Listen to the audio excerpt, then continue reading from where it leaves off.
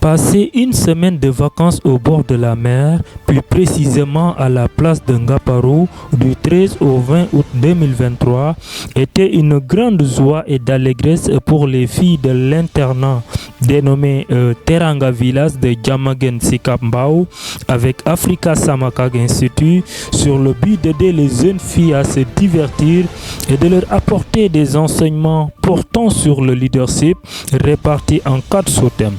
C'est ainsi que les 4 étudiants de l'Institut théologique Maison Timothée de Sikambao ont apporté des enseignements du lundi au jeudi et pour clôturer, le pasteur Mamadou Diop, formateur et initiateur de l'Institut de formation dénommé Africa Samakag, a fait le vendredi un enseignement global sur le leadership. Bonsoir à tous, chers téléspectateurs de Audiovie. Je vous salue dans le nom suprême de Jésus-Christ. Moi qui vous parle, c'est Siaka Diata, un frère parmi vous. Et de là où je vous parle, c'est Ngaparo, un camp qu'on organise à chaque fois pour les filles de l'internat du village Teranga. Et pour chaque formation, pour chaque camp, je dirais, il y a des formations que les filles reçoivent de la part de leurs enseignants.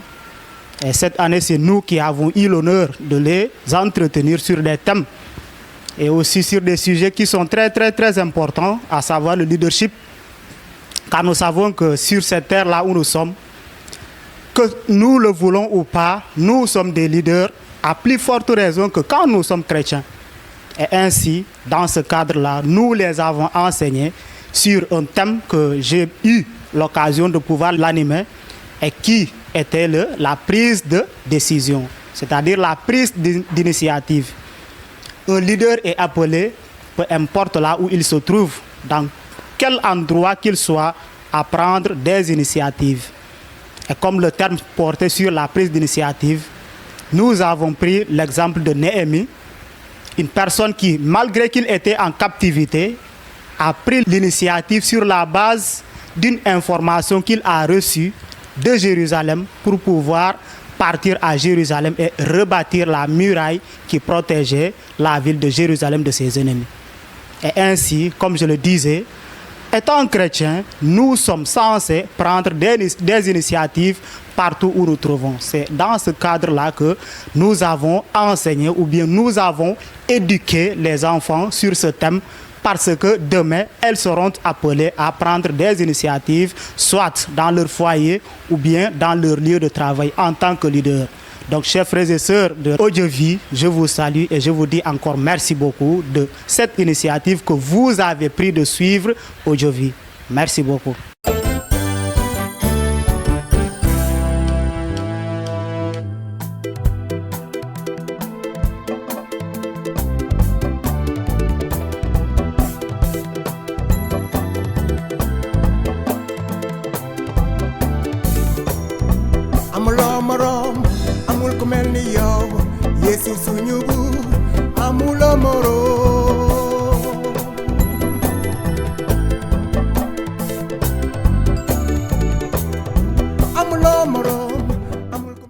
On est là à Ngaparo depuis le 13 pour faire un camp de vacances qui va permettre aux filles de s'épanouir, mais aussi de profiter des vacances grâce à des études, mais aussi des animations qui vont leur permettre de s'épanouir et de jouer et de communiquer en groupe.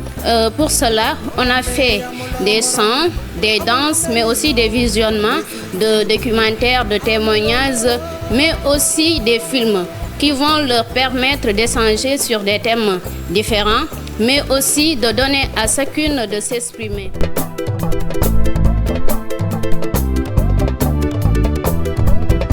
Magalène, Magalène, Magalna, Magalène, Magalène, Magalna, Gorombe. Magalène, Magalène, Magalna, Magalène, Magalène, Magalna.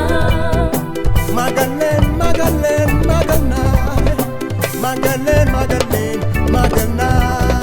Magalène, Magalène, Magalna, Magalène, Magalène, Magalna.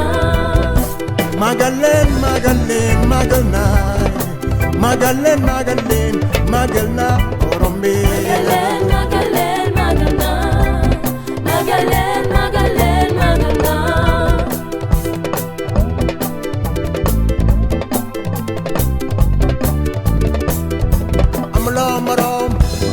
Melio, Jesus Sunyubu, Amulo Moro.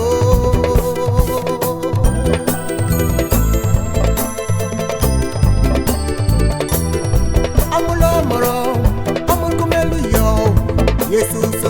Bonsoir tout le monde, bonsoir chers téléspectateurs. C'est pour moi un grand privilège, un grand honneur de partager avec vous. Mais avant tout d'abord, j'aimerais saluer cette chaîne de télévision ODV Sénégal. Donc pour vous dire encore une fois que le travail que vous faites est extraordinaire et remarquable donc, au niveau des églises, au niveau de l'évangile.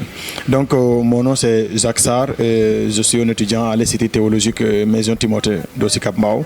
Et donc j'aimerais tout simplement partager avec vous les expériences que nous avons vécu ensemble ici à Ngaparo avec les jeunes filles de l'orphelinat.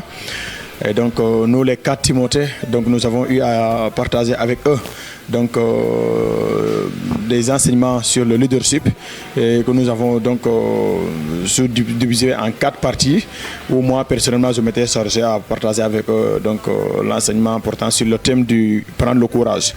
Et donc comme vous pouvez le comprendre, en tant que chrétiens, nous sommes d'une manière naturelle des leaders puisque notre Père donc Dieu qui nous a adoptés par le sang de Jésus-Christ et qui est le leader par excellence, nous a transmis par nature donc cet aspect de leadership.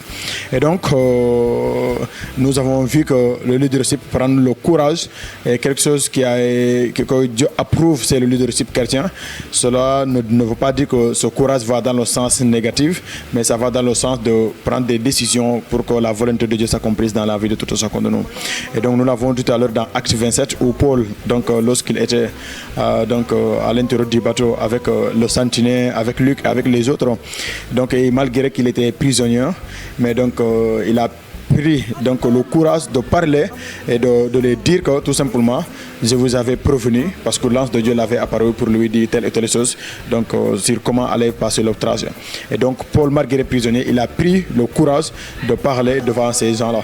Et donc nous aussi en tant que leaders, nous sommes appelés à prendre des décisions, nous sommes appelés à prendre le courage et pour pouvoir donc amener l'évangile partout où il doit amener.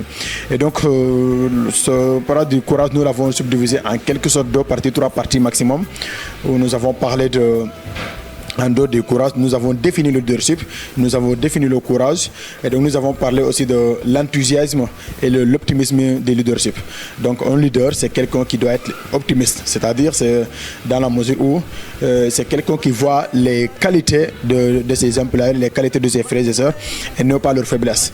Et donc l'optimisme nous pousse donc à voir le côté positif de la personne et non pas à remarquer que son côté négatif. Et donc nous l'avons vu. Donc si Dieu qui est optimiste dans notre comportement, dans notre manière, dans notre état, il ne s'est pas seulement limité dans notre état pécheresse, mais il est venu pour transformer cette faiblesse, cet état pécheresse à état de sainteté. Et donc nous aussi, nous devrons adopter cette même attitude dans la mesure, encore une fois, où donc l'employé qui travaille dans une entreprise ou bien en tant que chrétien, nous devons faire en sorte que les gens puissent voir en nous, les gens puissent ressentir le besoin de venir travailler. Donc nous devons être optimistes donc, et voir toujours le côté négatif, voir toujours les qualités de ces gens-là. Et en dehors de ça, nous avons parlé de l'enthousiasme qui constitue donc, une inspiration plus ou moins dans une certaine mesure de l'âme, où donc la personne, donc, lorsque les employés travaillent avec toi, ou bien lorsque tu es avec tes frères et sœurs, ils ressentent le plaisir d'être avec toi parce que tu les parles avec amour, tu les parles avec respect. Donc en les regardant, tu regardes l'image de Dieu qui est en eux. Et toutes ces qualités-là, le leadership chrétien doit incarner ça. Et donc en dehors de ça, pour finir, le dernier point que nous avons vu en tant que leadership chrétien, c'est l'impact du leadership chrétien. Donc un leader chrétien qui n'a pas d'impact, donc nous l'avons dit dans la Bible, donc la lumière lorsqu'il trouve les ténèbres, il doit impacter.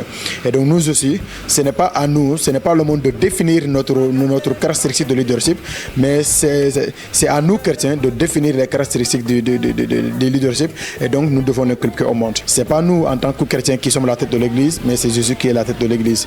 Et donc nous savons que la Bible dit que aussi longtemps que Dieu sera à la tête de l'église, l'église ne sera jamais tombée, l'église ne tombera jamais, quelle que soit donc la définition du monde, ou bien quelle que soit la vision que le monde a donc vis-à-vis de l'église. Et donc c'était ça en quelque sorte que nous avons parlé de cette semaine.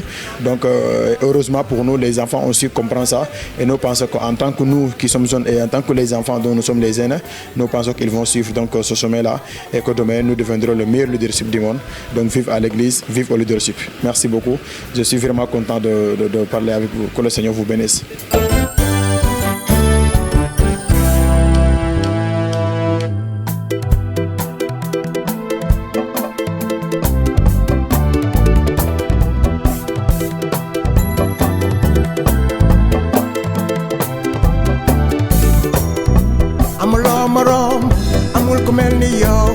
Yesu suñu buur amuloo moroom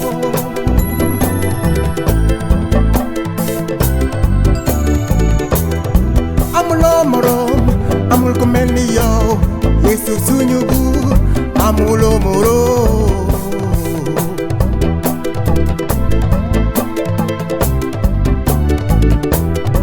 amuloo moroom amul ku mel ni yow lu fi am yaay borom amuloo moroom.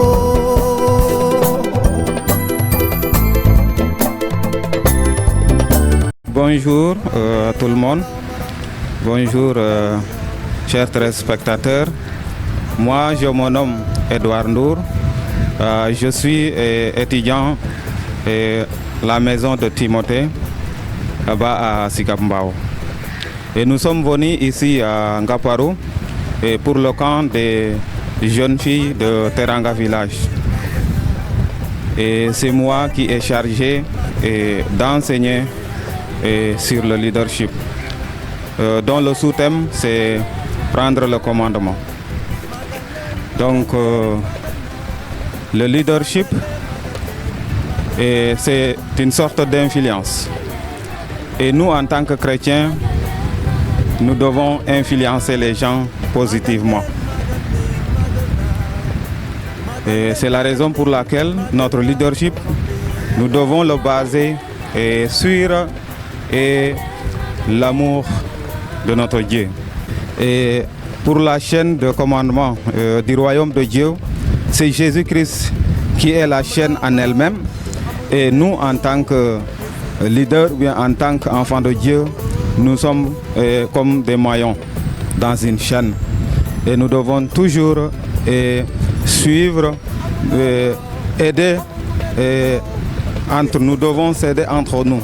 Chacun de nous doit être servi et doit être aussi dirigé. C'est-à-dire diriger en même temps et se servir en même temps.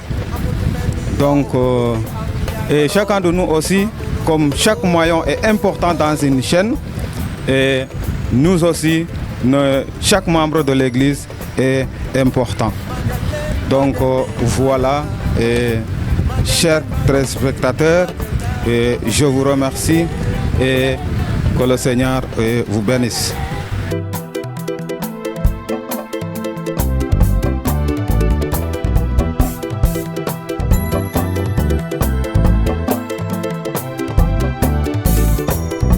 Amuloo moroom amul ku mel ni yow Yesu suñu buur amuloo moroom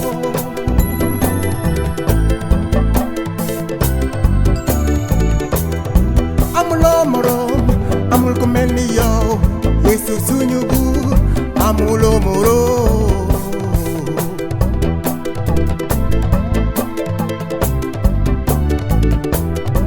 amuloo moroom amul ku mel ni yow lu fi am yaay borom amuloo moroom.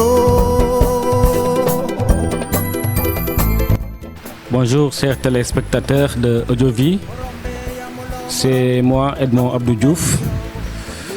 Nous sommes là à Ngaparou dans le cadre du camp des jeunes filles du village Teranga. Et c'est moi qui ai été chargé d'enseigner sur le leadership, en particulier sur le thème digne de confiance. Et nous constatons que un leader qui n'est pas digne de confiance a déjà échoué. Il ne peut pas diriger, il ne peut pas être leader. Cause pour laquelle nous avons misé sur le fait qu'un leader soit digne de confiance et nous avons apporté notre connaissance, nous avons apporté ce qu'on a déjà appris et pour le donner aux enfants qui peut-être demain il pourra leur intéresser, il pourra leur aider dans leur carrière. Et nous avons pris notre référence dans la Bible sur l'apôtre Paul. On a eu confiance en Paul, cause pour laquelle le centenier qui le gardait lui a accordé même une grâce pour aller se soigner. Et ça, si Paul n'était pas digne de confiance, le centenier ne lui accordera pas cette opportunité d'aller se soigner. Merci, je vous remercie tous.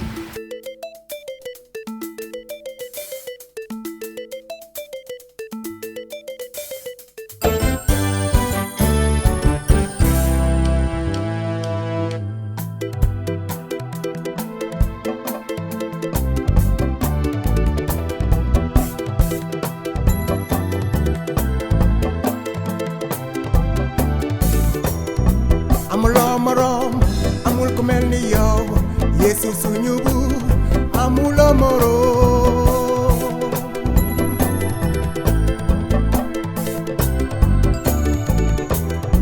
amuloo moroom amul ku mel ni yow Yeesu suñu buur amuloo moroom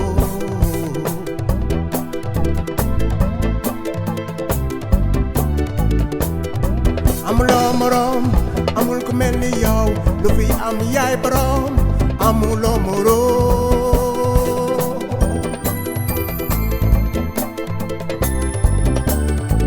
borom bee amuloo moroom amul ku mel ni yow Yeesu suñu buur amuloo moroom